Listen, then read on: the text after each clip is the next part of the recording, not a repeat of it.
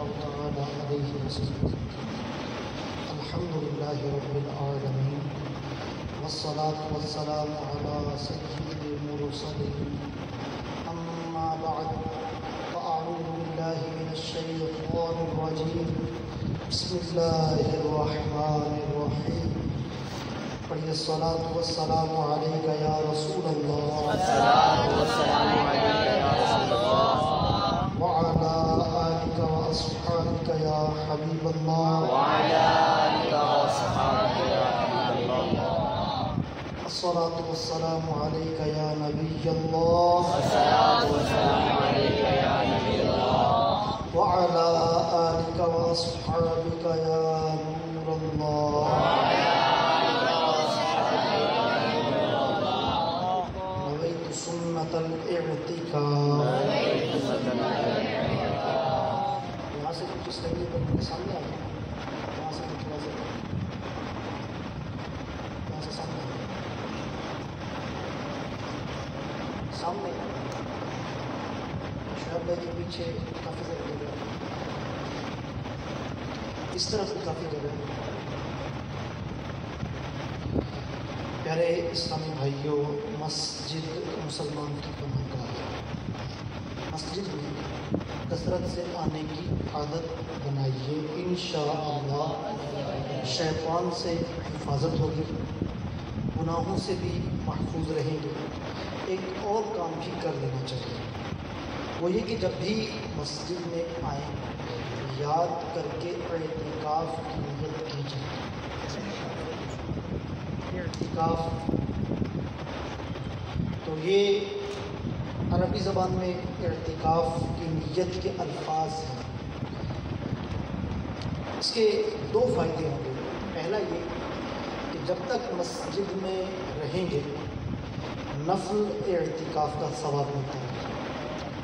دوسرا فائدہ یہ ہوگا کہ مسجد میں کھانا پینا، سونا، سحری کرنا، افطاری کرنا، یہاں تک کہ دم کیا ہوا پانی پینا وغیرہ بھی جائز نہیں ہے. اعتکاف کی نیت کریں گے تو اس کی برکت سے ضمناً یہ سارے کام جائز ہو جائیں گے، ان کی اجازت مل جائے گی. حضرت سیدنا حفص رومی رحمۃ اللہ تعالیٰ علیہ بہت بڑے سردار تھے. ان کی وفات کے بعد کسی نے خواب میں دیکھا اور پوچھا ما فعل اللہ بکا، یعنی اللہ پاک نے آپ کے ساتھ کیا معاملہ فرمایا ہے، مرنے کے بعد اللہ نے آپ کے ساتھ کیا معاملہ فرمایا ہے. انہوں نے جواب دیا اللہ پاک نے مجھ پر رحم فرما دیا، میری مغفرت فرما دی اور مجھے جنت میں داخل فرما دیا. پوچھا کس عمل کے سبب؟ جواب دیا جب بارگاہ الہی میں حاضر ہوا تو اللہ پاک نے فرشتوں سے میرے گناہوں اور میرے پڑھے گئے درود پاک کا حساب لگانے کا حکم دیا. کہ حساب کیا جائے اس کے عمل زیادہ ہیں یا اس کے برے عمل زیادہ ہیں، گناہ زیادہ ہیں، یا جو اس نے درود پاک زندگی میں پڑھے ہیں وہ زیادہ ہیں. تو میرے درود میرے گناہوں سے زیادہ نکلے. تو اللہ پاک نے ارشاد فرمایا اے میرے فرشتوں، اس کی قدر و منزلت تمہارے لیے واضح ہو گئی ہے، لہٰذا اس سے مزید حساب مت لو، اسے جنت میں لے جاؤ.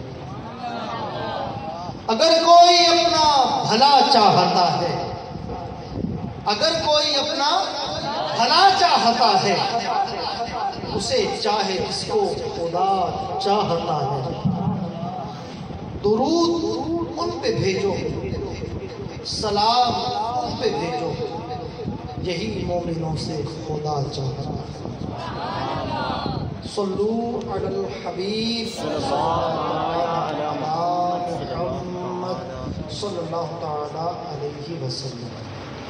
فرمان مصطفیٰ صلی اللہ علیہ وسلم افضل الاعمال النیت الصادقہ، افضل الاعمال النیت الصادقہ، یعنی سچی نیت افضل عمل ہے.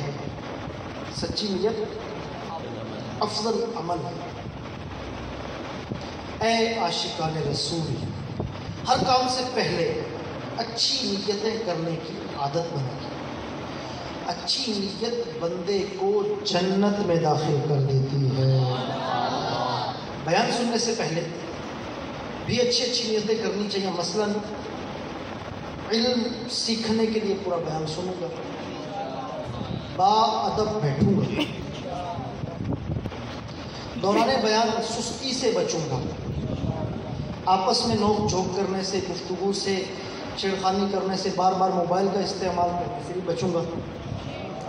اپنی اصلاح کے لیے بیان سنوں گا، جو سنوں گا اسے دوسروں تک پہنچانے کی کوشش کروں گا۔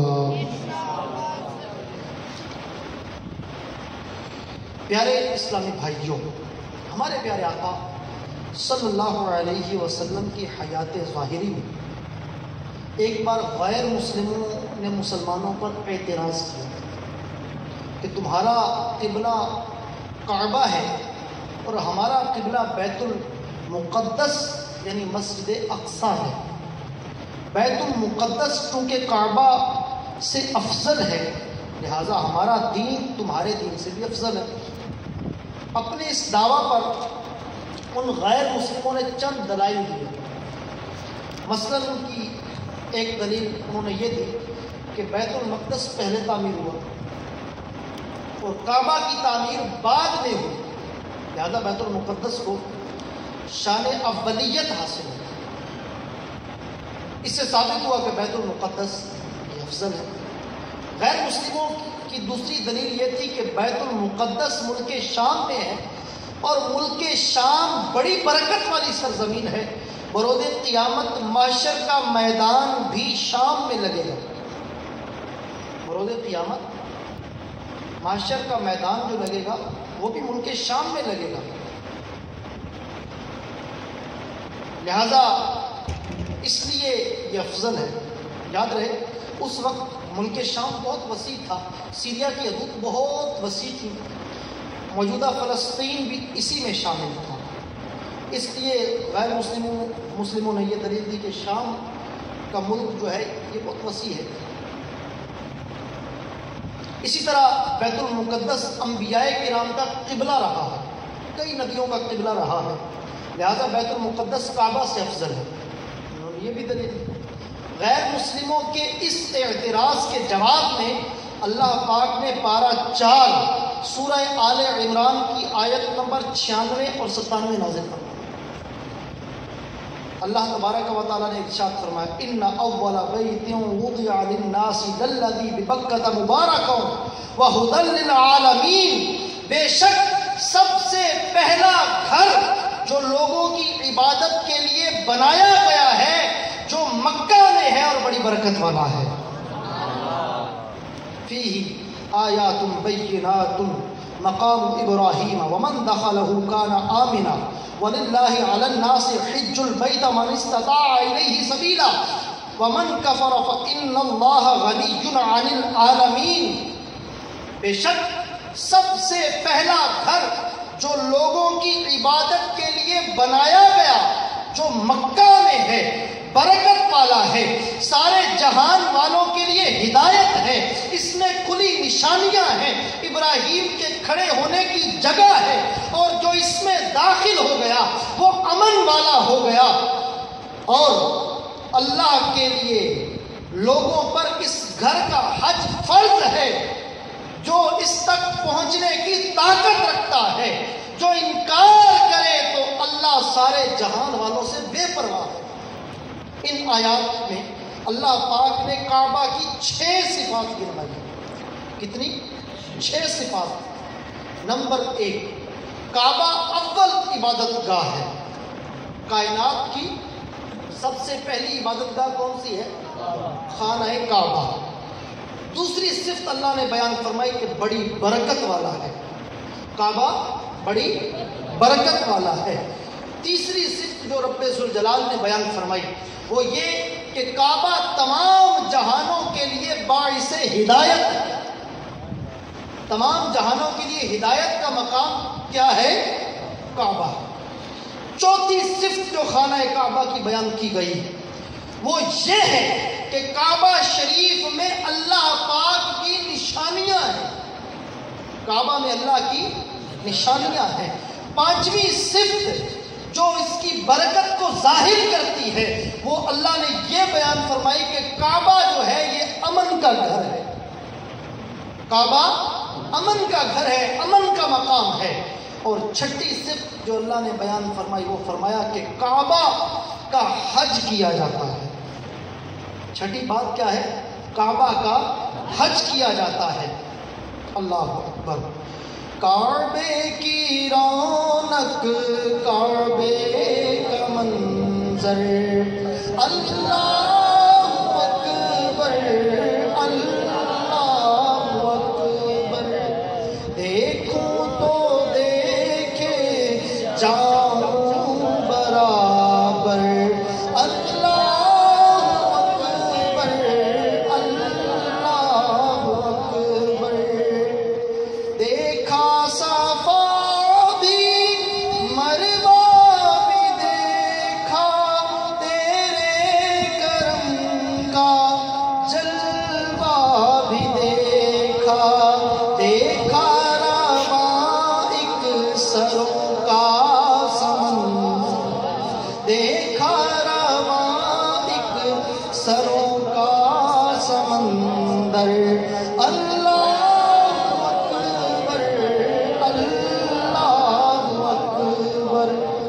عاشقان رسول۔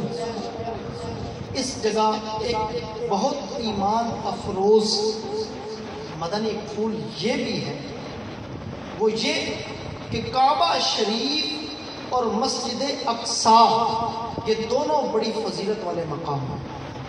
مسجد اقصیٰ ہو یا کعبۃ اللہ ہو، یہ دونوں بڑی افضلیت والے مقام ہیں، ان کی فضیلتیں بہت زیادہ ہیں۔ اللہ پاک نے پارہ 15 سورہ بنی اسرائیل میں مسجد اقصیٰ کے بھی فضائل بیان کیے ہیں۔ دنیا میں 3 مساجد سب سے افضل ہیں۔ نمبر 1 حرم محترم مسجد حرام جہاں کعبۃ اللہ موجود ہے۔ نمبر 2 مسجد النبوی شریف، اور نمبر 3 فضیلت کے اعتبار سے دنیا کی تیسری بڑی مقدس برکت والی مسجد مسجد اقصیٰ ہے۔ مسجد اقصیٰ میں ایک نماز پڑھنے سے 50,000 نمازوں کا ثواب ملتا ہے۔ مسجد اقصیٰ انبیاء کرام کا قبلہ رہا ہے۔ مسجد اقصیٰ ہمارا بھی قبلہ اول ہے۔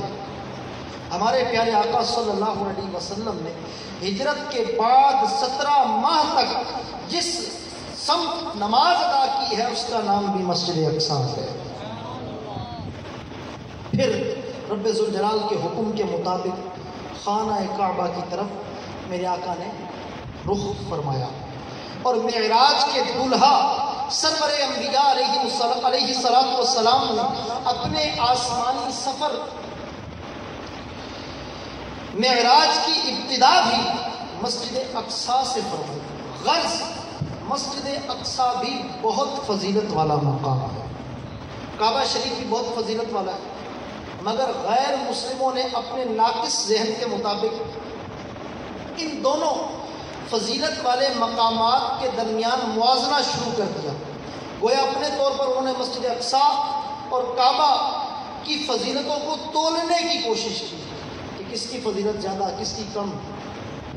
تو اللہ پاک نے ان کے باطل نظریے کا رد فرما دیا، ان کے اعتراض کا جواب ارشاد فرمایا، مگر قرآن کریم کے خوبصورت اور حسین انداز بیان پر قربان جائیے کہ اللہ پاک نے بیان کی گئی آیت کریمہ میں غیر مسلموں کا رد تو فرمایا، کعبہ شریف کے فضائل تو بیان فرمائے، مگر مسجد اقصیٰ کی فضیلت کو بھی کم نہیں ہوگی۔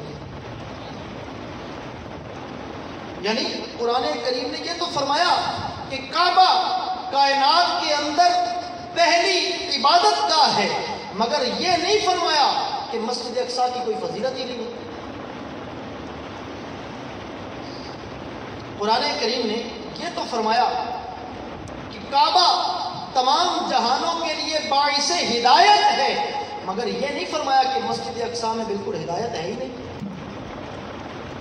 قرآن کریم نے یہ تو فرمایا کہ کعبہ اللہ پاک کی واضح نشانیاں ہیں، مگر یہ نہیں فرمایا کہ اقصی میں اللہ پاک کی کوئی نشانی نہیں۔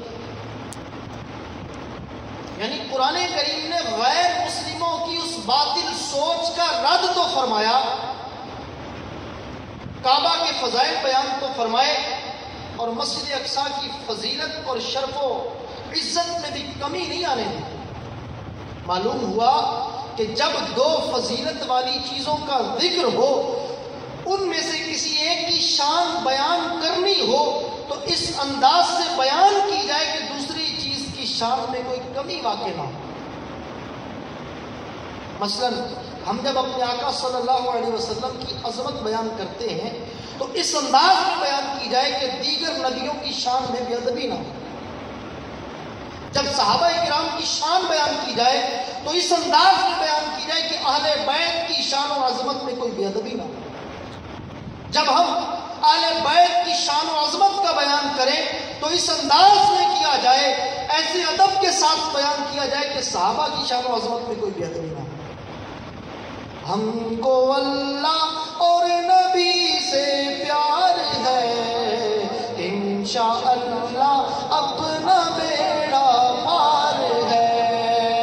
امہات المومنین چار یار، سب صحابہ سے ہمیں تو پیار ہے، انشاءاللہ اپنا بیڑا پار ہے۔ اے عاشقان کعبہ، ہم نے پارہ 4 سورہ آل عمران آیت نمبر 96 اور 97 سننے کی سعادت حاصل کی۔ ان آیات کریمہ میں اللہ نے کعبہ اللہ شریف کی 6 صفات ذکر فرمائی۔ ان میں پہلی صفت بیان کرتے ہوئے اللہ نے ارشاد فرمایا، ان اول بیت وضع للناس، بے شک سب سے پہلا گھر جو لوگوں کی عبادت کے لیے بنایا گیا۔ اس آیت سے معلوم ہوا کہ کعبہ دنیا کی سب سے پہلی عبادت گاہ، بلکہ صحابی ابن صحابی حضرت ابن عباس رضی اللہ تعالی عنہما فرماتے ہیں کہ کعبہ شریف کو سرۃ الارض کہا گیا۔ سرۃ الارض کا معنی ہے زمین کی ناف، زمین کی ناف۔ مطلب یہ کہ زمین کے جس ٹکڑے پر کعبہ موجود ہے یہ ٹکڑا سب سے پہلے پیدا کیا گیا ہے، یہیں سے تمام زمین پھیلائی گئی۔ اصل میں جب یہ زمین نہیں تھی، آسمان نہیں تھا، تو عرش الہی پانی پر تھا۔ اللہ پاک نے زوردار ہوا بھیجی جس سے پانی میں بڑی بڑی لہریں پیدا ہوئی، ان لہروں سے پانی پر جھاگ بنی، پھر بخارات اٹھے، انہی بخارات کو اللہ پاک نے بلند فرمایا، ان سے آسمان بنایا۔ اسی لیے اللہ پاک نے آسمان کو دھواں ارشاد فرمایا، وَهِيَ دُخَانٌ، یعنی آسمان دھواں تھا۔ پھر پانی پر جو جھاگ بنی، اللہ پاک نے اس جھاگ کو پھیلا دیا، اس سے ہماری زمین بنی۔ اسی طرح پہلے زمین بنائی گئی، پھر آسمان بنائے گئے، پھر آسمانوں کی تخلیق مکمل ہونے کے بعد زمین کو پھیلا دیا گیا۔ قرآن پاک میں اللہ رب العزت ارشاد فرماتا ہے، وَالْأَرْضَ بَعْدَ ذَلِكَ دَحَاهَا، اور اس کے بعد زمین پھیلائی گئی۔ حضرت عبداللہ بن عباس رضی اللہ تعالی عنہما سے روایت ہے کہ جس مقام پر یہ جھاگ بنی تھی، یہ مقام کوئی اور نہیں تھا بلکہ زمین کا وہی مبارک ٹکڑا تھا جہاں آج اللہ کا گھر خانہ کعبہ ہے۔ حضرت مجاہد فرماتے ہیں زمین کا وہ ٹکڑا جہاں اب کعبہ ہے، یہ زمین کی تخلیق سے 2000 سال پہلے بنا تھا۔ زمین نہیں بنی تھی لیکن زمین بننے سے بھی 2000 سال پہلے مقام کعبہ بن گئی۔ حضرت ابو ہریرہ رضی اللہ تعالیٰ عنہ سے روایت ہے ابھی زمین کی پیدائش نہیں ہوئی تھی کہ اس سے 2000 سال پہلے کعبہ شریف پانی میں ایک ٹیلے پر موجود تھا. یہاں 2 فرشتے اللہ پاک کی تسبیح کیا کرتے تھے. جب اللہ نے زمین کی پیدائش کا ارادہ فرمایا تو اسی ٹیلے کو پھیلا دیا. معلوم ہوا زمین پر پہلا گھر ہونا تو بہت بعد کی بات ہے. کعبہ پوری زمین کی اصل ہے. زمین کا یہ ٹکڑا سب سے پہلے پیدا کیا گیا اور اسی سے تمام زمین پھیلا دی گئی. سبحان اللہ. یہ ہے کعبہ کی شان و عظمت, یہ ہے کعبہ کی شان اولیت. عاشقان رسول, یہ تو معلوم ہو گیا کہ زمین کا سب سے پہلا ٹکڑا جو پیدا کیا گیا وہ وہی مقام ہے جہاں آج کعبہ ہے. اب سوال یہ ہے کہ کعبہ شریف کی عمارت سب سے پہلے کس نے بنائی؟ کعبہ کی عمارت سب سے پہلے کس نے بنائی؟ آئیے اس سوال کے جواب کے لیے ایک ایمان افروز حکایت سنتے ہیں. چنانچہ منقول ہے کہ ایک بار امام زین العابدین رضی اللہ تعالیٰ عنہ طواف فرما رہے تھے کعبے کا. ایک شخص نے آپ سے سوال پوچھا مگر امام صاحب نے اس کی طرف توجہ نہ فرمائی, حتیٰ کہ آپ نے طواف کے ساتھ پھر ایک مکمل فرمائی. پھر آپ حتیم کعبہ میں تشریف لائے, میزاب رحمت کے نیچے کھڑے ہو کر 2 رکعت نماز ادا فرمائی.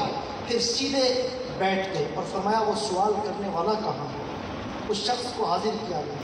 امام زین العابدین رضی اللہ تعالیٰ عنہ نے فرمایا کیا پوچھتے ہو؟ عرض کی علی جا کعبہ شریف کا طواف کب سے شروع ہوا ہے؟ طواف کیوں شروع ہوا ہے؟ کیسے کیا جاتا ہے؟ امام زین العابدین نے اس شخص سے پوچھا کہاں کے رہنے والے؟ سوال کرنے والے کہاں کے رہنے والے ہو؟ کہا ملک شام سے آیا ہوں. فرمایا ملک شام میں کس جگہ رہتے ہو؟ عرض کی بیت المقدس کے قریب رہتا ہوں.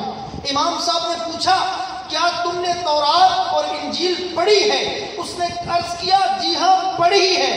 امام صاحب نے اس کے سوال کا جواب دیتے ہوئے ارشاد فرمایا اے شامی سن میرا جواب, یاد کر لو تم مجھ سے روایت نہیں کرو گے مگر صرف حق بات. کعبہ شریف کا طواف یوں شروع ہوا کہ جب اللہ پاک نے فرشتوں کو بتایا کہ میں زمین میں اپنا خلیفہ آدم بنانے والا ہوں تو فرشتوں نے یوں ظاہر کیا کہ ہم خلافت کے زیادہ حقدار ہیں. اس پر اللہ پاک نے ارشاد فرمایا قال انی اعلم ما لا تعلمون. فرمایا بے شک میں وہ جانتا ہوں جس بات کا تمہیں علم نہیں.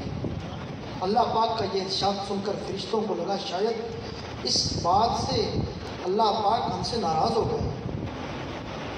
چنانچہ فرشتوں نے عرش الہی کی پناہ اپنے چہرے اوپر اٹھائے, عاجزی روئے, 7 سال تک عرش الہی کے چکر لگاتے رہے, طواف کرتے رہے. اللہ پاک نے ان کی طرف رحمت کی نظر فرمائی اور عرش کے نیچے ان کے 4 ستونوں والا زبرجد کا گھر بنایا. فرشتوں سے فرمایا اس کا طواف کرو. چنانچہ فرشتے اس گھر کا طواف کرنے لگے. جس جگہ کا وہ طواف کرتے ہیں اسے بیت المعمور کہا جاتا ہے. پھر اللہ پاک نے کچھ فرشتوں کو زمین پر بھیجا, حکم دیا زمین پر بھی بیت المعمور جیسا اور اسی سائز کا ایک گھر بناؤ. پھر جب یہ گھر تعمیر ہوا اللہ پاک نے زمین کی مخلوق کو حکم فرمایا جیسے آسمان والے بیت المعمور کا طواف کرتے ہیں اسی طرح تم میرے گھر کا طواف کرو. ایک روایت کے مطابق آدم علیہ السلام کی پیدائش سے 2000 سال پہلے بیت المعمور کی بالکل سیدھ میں فرشتوں نے کعبہ کی عمارت تعمیر کی. یہ پیمائش میں بیت المعمور کے برابر تھا. اس وقت کعبہ شریف کا طواف تو صرف زمینی فرشتے کرتے تھے مگر اس کا حج زمین و آسمان کے سارے فرشتے کرتے تھے. مشہور مفسر قرآن حکیم الامت حضرت مفتی احمد جان خان نعیمی رحمۃ اللہ تعالیٰ علیہ فرماتے ہیں اس وقت کعبہ شریف زمین کے پتھر وغیرہ سے نہ بنا تھا، بلکہ اس کی عمارت کا سامان آسمانی سرخ یاقوت تھے۔ پھر آدم علیہ السلام نے اس میں تعمیر کیا اور کچھ اضافہ کر دیا، پھر آپ بھی اسی کا طواف کرتے رہے، اس کی طرف نماز پڑھتے رہے۔ پھر آدم علیہ السلام کے شہزادے حضرت شیس علیہ السلام نے اس کی مرمت کی۔ نوح علیہ السلام کے زمانہ مبارک تک وہی کعبہ موجود تھا۔ پھر طوفان نوح آیا، اس وقت آسمانی عمارت زمین سے اٹھا لی گئی، صرف اس کا ایک یاقوت باقی رکھا گیا، جسے آج کل ہم کیا کہتے ہیں، حجر اسود۔ زمینی عمارت گر کر سفید ٹیلے کی شکل میں رہ گئی۔ پھر حضرت ابراہیم علیہ السلام نے اللہ پاک کے حکم سے خانہ کعبہ کو دوبارہ تعمیر کیا۔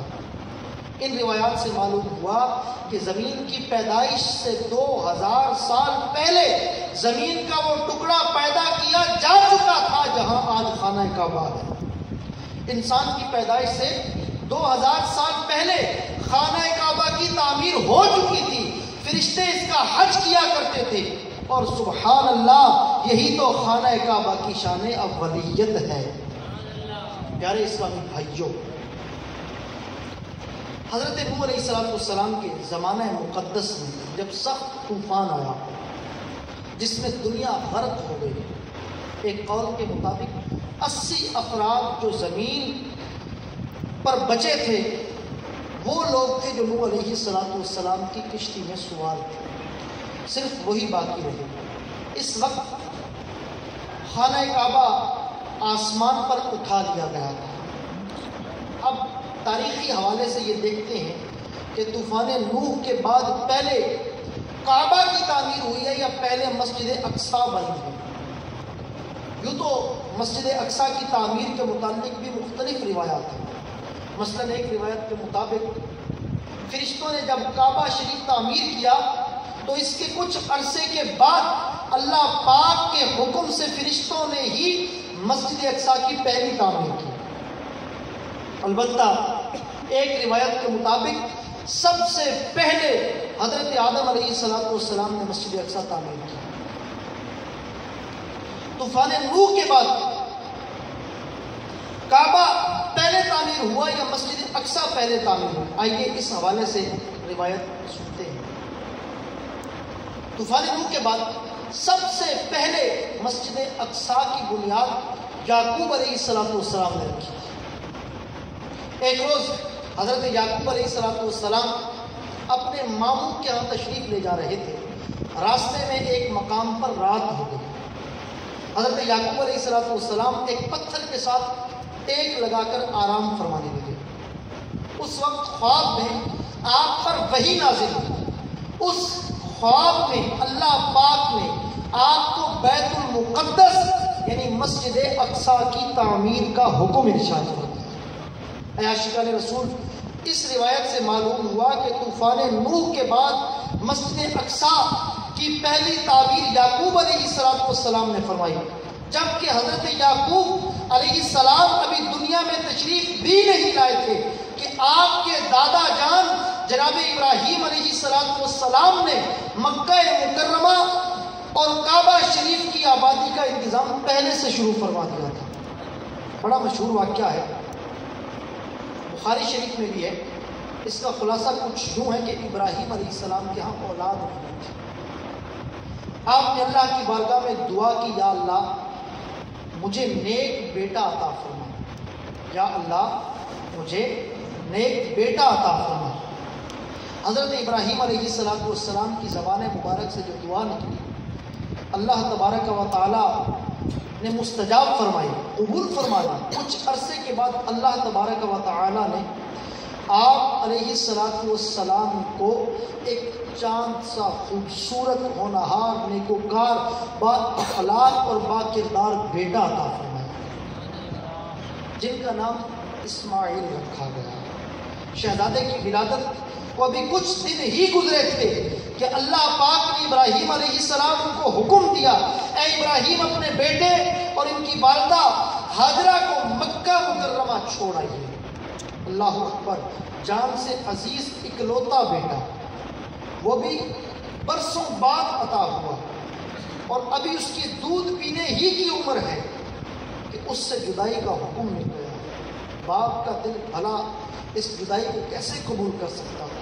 مگر قربان جائیے حضرت ابراہیم علیہ السلام کی جذبہ اطاعت پر بس حکم خدا بندی ملنے کی دیر تھی، جناب ابراہیم علیہ السلام نے اپنے مالک کے حضور سر تسلیم خم کر دیا۔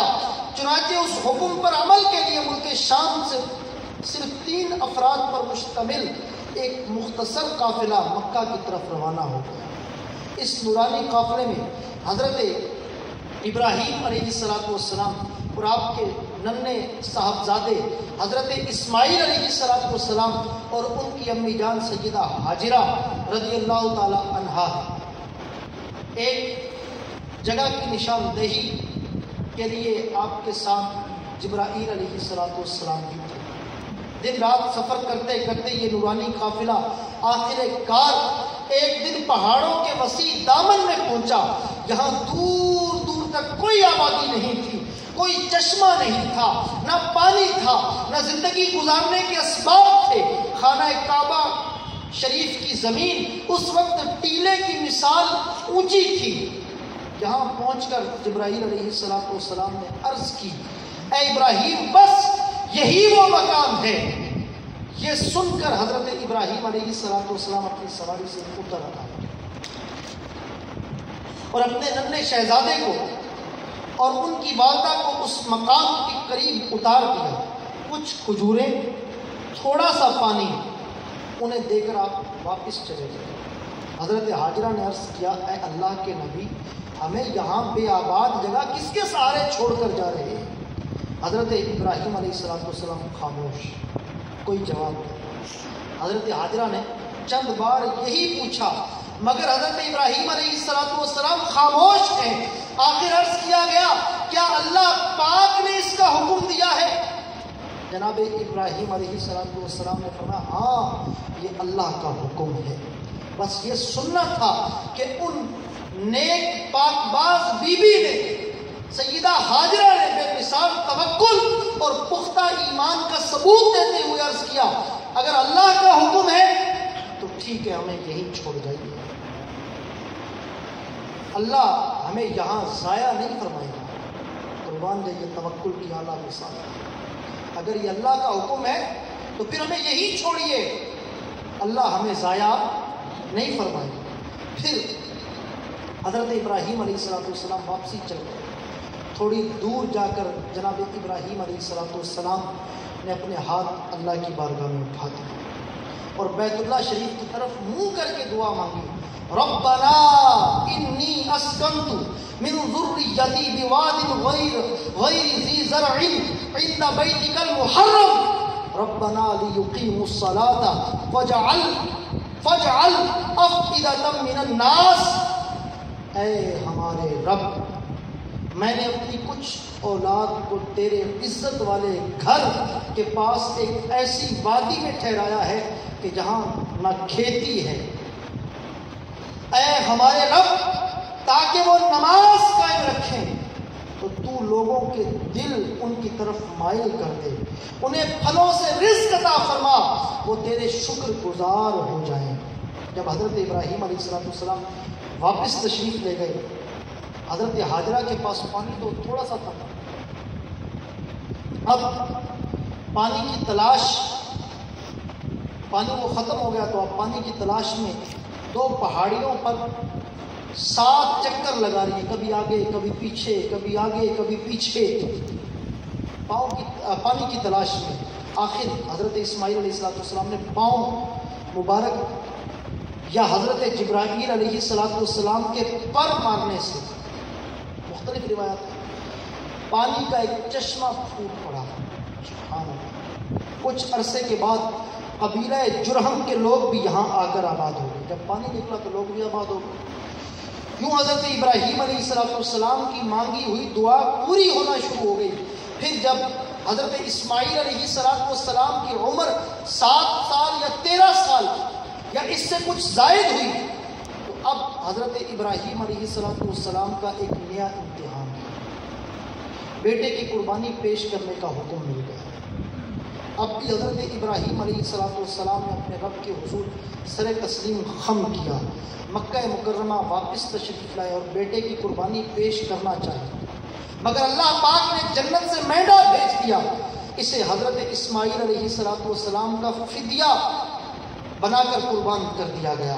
اس کے بعد اللہ پاک نے جناب ابراہیم علیہ السلام کو خانہ کعبہ کی تعمیر کا حکم ارشاد فرمایا، چنانچہ ابراہیم علیہ السلام اور جناب حضرت اسماعیل علیہ السلام نے مل کر اسی مقام پر پھر سے خانہ کعبہ کی تعمیر شروع کر دی۔ حضرت ابو ذر غفاری رضی اللہ تعالیٰ عنہ فرماتے ہیں، میں نے ایک روز سرکار علی وقار صلی اللہ علیہ وسلم کی خدمت سراپا اقدس میں عرض کی، یا رسول اللہ صلی اللہ علیہ وسلم، زمین پر سب سے پہلے کون سی مسجد بنائی گئی؟ ارشاد فرمایا، مسجد محترم، مسجد حرام یعنی خانہ کعبہ۔ پھر میں نے عرض کی، اس کے بعد کون سی مسجد تعمیر ہوئی؟ ارشاد فرمایا، مسجد اقصیٰ۔ میں نے عرض کیا، ان دونوں تعمیر کے درمیان کتنی مدت تھی؟ خانہ کعبہ اور مسجد اقصیٰ کی تعمیر کے درمیان میں کتنی مدت کا عرصہ تھا؟ میرے آقا صلی اللہ علیہ وسلم نے فرمایا 40 سال، یعنی 40 سال پہلے خانہ کعبہ کی تعمیر دوبارہ کی گئی اور 40 سال کے بعد پھر مسجد اقصیٰ کو تعمیر کیا گیا، یعنی خانہ کعبہ شریف مسجد اقصیٰ سے 40 سال پہلے تعمیر کیا گیا۔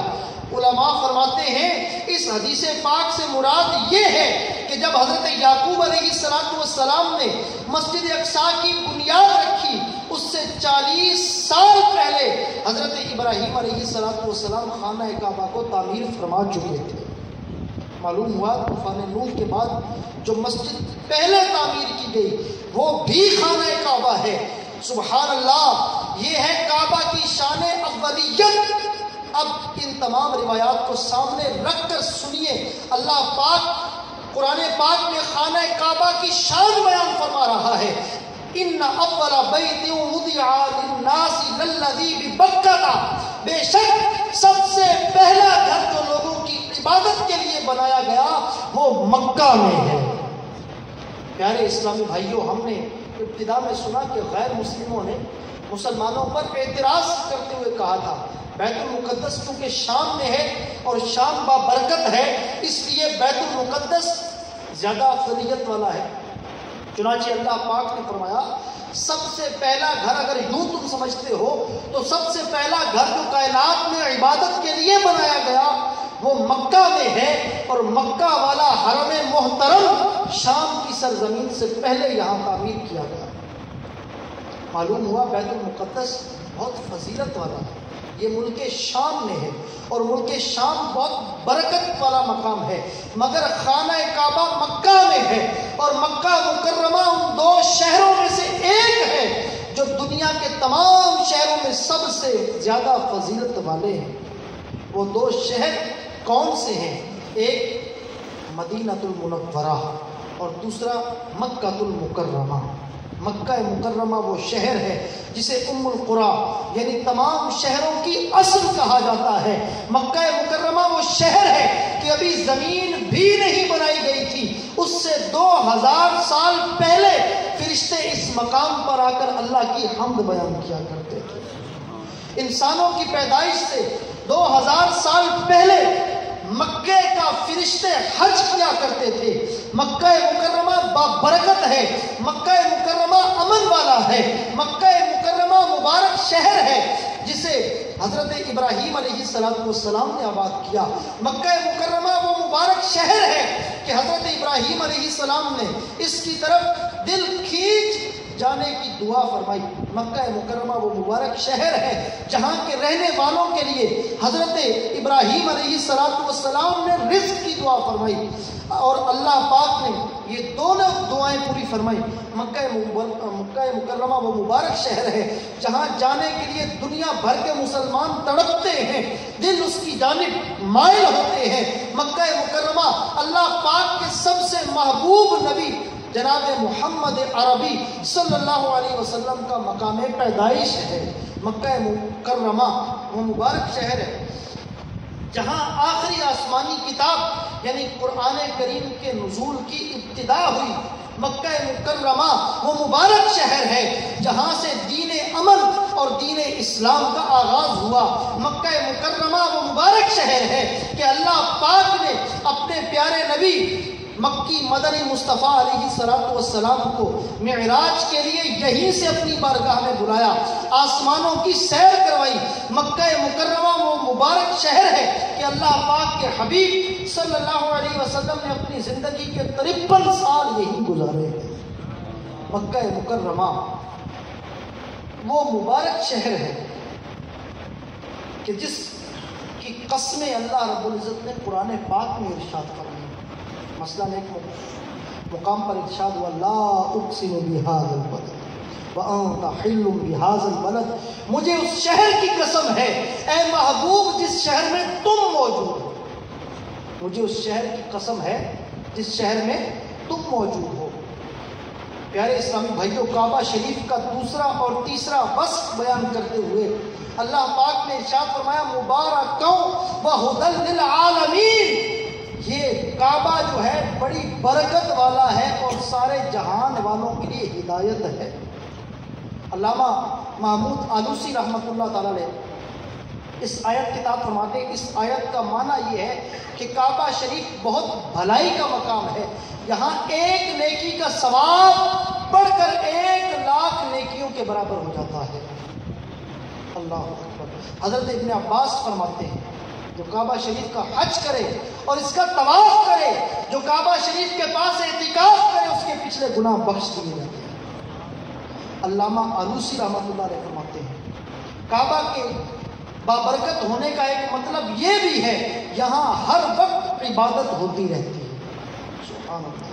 پھر اس کی دلیل دیتے ہوئے فرمایا ہماری زمین کروی یعنی انڈے کی شکل میں، بیض کی شکل کی، اس لیے دنیا میں جب کسی ملک میں فجر کا وقت ہوتا ہے تو کسی دوسرے میں زور کا وقت ہو چکا ہوتا ہے، کہیں عصر کا وقت ہوتا ہے تو کہیں مغرب کا وقت ہوتا ہے تو کہیں عشاء کا وقت ہوتا ہے، یوں ہر وقت دنیا میں کہیں نہ کہیں کسی نہ کسی نماز کا وقت ہوتا ہے، لہذا ایسا کوئی وقت خالی نہیں رہتا کہ جس وقت کعبہ کی طرف لوگ سجدہ نہ کرتے۔ اللہ اکبر۔ خانہ کعبہ کے اوصاف اور اس کی فضیلت کو ہم سن رہے تھے۔ کعبہ شریف کا چھٹا وصف جو پارہ 4 سورہ آل عمران میں اللہ رب العزت نے بیان فرمایا، یہ اصل میں قیامت تک کے آنے والے مسلمانوں کے لیے ایک حکم ہے۔ اللہ ارشاد فرماتا وَلِلَّهِ عَلَى النَّاسِ حِجُّ الْبَيْتِ مَنِ اسْتَطَاعَ إِلَيْهِ سَبِيلًا وَمَنْ كَفَرَ فَإِنَّ اللَّهَ غَنِيٌّ عَنِ الْعَالَمِينَ، اور اللہ کے لیے لوگوں پر اس گھر کا حج کرنا فرض ہے جو اس تک پہنچنے کی طاقت رکھتا ہو، اور جو انکار کرے تو اللہ سارے جہان سے بے پرواہ ہے۔ سبحان اللہ۔ یہ بھی کعبہ شریف ہی کی خصوصیت ہے کہ روئے زمین پر اور کہیں حج نہیں ہوتا۔ غیر مسلموں نے مسلمانوں پر اعتراض کرتے ہوئے کہا تھا کہ بیت المقدس انبیاء کا قبلہ ہے، اللہ پاک نے اس آیت میں بتا دیا کہ بیت المقدس اگر بہت سارے انبیاء کا قبلہ رہا ہے تو یقیناً بیت المقدس کی فضیلت ہے، مگر کعبہ وہ مقدس مقام ہے جو زمین کی پیدائش سے لے کر قیامت تک کے لیے طواف کا مقام ہو گیا ہے، اور یہاں طواف جاری رہے، یہاں حج ہوگا۔ یہاں بھی کئی انبیاء کرام علیہ السلام کی تشریف آوری ہو چکی ہے۔ اللہ رب العزت ہم سب کو خانہ کعبہ کی زیارت نصیب فرمائے، مکہ مکرمہ کی حاضری سے ہمیں مشرف فرمائے۔ اللہ کریم ہم سب کو حرم محترم مکہ کی اور مدینہ کی باادب حاضری نصیب فرمائے۔ موجودہ انٹرنیشنل حالات کی وجہ سے جو صورتحال بنی ہوئی ہے ایک پینڈیمک کی اور وبائی صورتحال ہے، اللہ تعالیٰ اس سے ہمیں نکال باہر فرمائے، دوبارہ سے حرم کی وہی سرزمین یوں ہی عاشقان رسول کی آمد و رفت کا مرکز بنے، اور ہمیں بھی اللہ تبارک و تعالیٰ با حفاظت ایمان و عافیت کے ساتھ با ادب حاضری نصیب فرمائے۔ پیارے اسلام بھائیوں، مکہ مدینے کا عشق پانے، نیک نمازی بننے اور نیکیوں والی زندگی گزارنے کے لیے عاشقان رسول کی دینی تحریک دعوت اسلامی سے وابستہ ہو جائے۔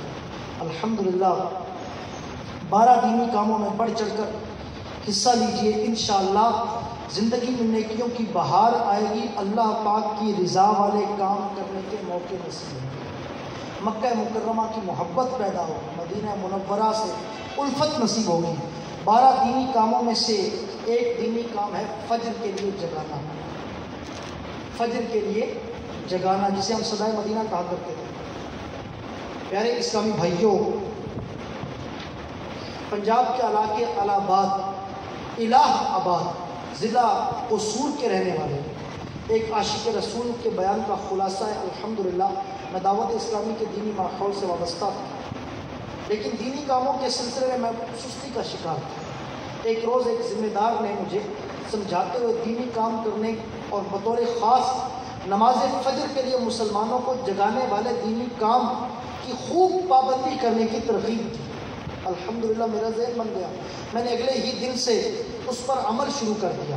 فجر کے لیے مسلمانوں کو جگانا تو کیا شروع کیا، اللہ پاک اور اس کے پیارے حبیب صلی اللہ علیہ وسلم کا کرم ہو گیا، قسمت کا ستارہ یوں چمکا کہ اسی سال اللہ پاک نے مجھے حاضری مدینہ کی سعادت نصیب فرما دی۔